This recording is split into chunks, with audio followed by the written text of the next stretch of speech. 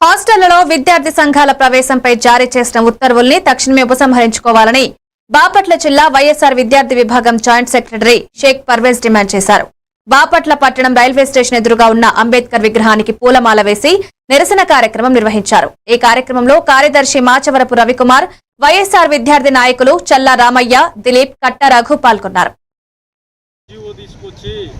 Government hostels కానీ, intermediate కాలేజీలు కానీ, స్కూల్స్ కానీ ఎవరు విద్యార్థి సంఘాలు ఎవరు స్కూల్స్లోకి వెళ్లకుండా ఒక చీకటి జీవో తీసుకురావడం, దీన్ని మేము తీవ్రంగా వైఎస్ఆర్ కాంగ్రెస్ పార్టీ ఆధ్వర్యంలో ఖండిస్తూ ఉన్నాం. ఎందుకంటే విద్యార్థుల సమస్యలు తెలుసుకునేది ఎక్కడంటే విద్యార్థి సంఘాలు ఏదైతే ఉన్నాయో విద్యార్థి సంఘాలు హాస్టల్లోకి వెళ్తామో, కాలేజీల్లోకి వెళ్తామో, స్కూల్స్ని విజిట్ చేస్తే తప్ప విద్యార్థులు కష్టాలు కానీ తెలియదు. అలాంటిది గతంలో వైఎస్ఆర్ కాంగ్రెస్ పార్టీ ఆధ్వర్యంలో 4 రోజులు హాస్టల్ బాట కార్యక్రమం మేము నిర్వహించడం జరిగింది. ఆ 4 రోజుల్లో అనేకమైన విద్యార్థులు పడుతున్న సమస్యలు అనేకమైన వెలుగులోకి రావడం జరిగింది.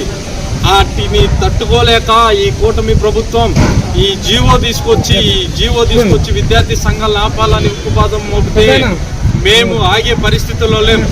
ఈ నిరసన ఏంటంటే బాబాసాహెబ్ డాక్టర్ బిఆర్ అంబేద్కర్ గారు రాసిన రాజ్యాంగంలోనే ఉంది.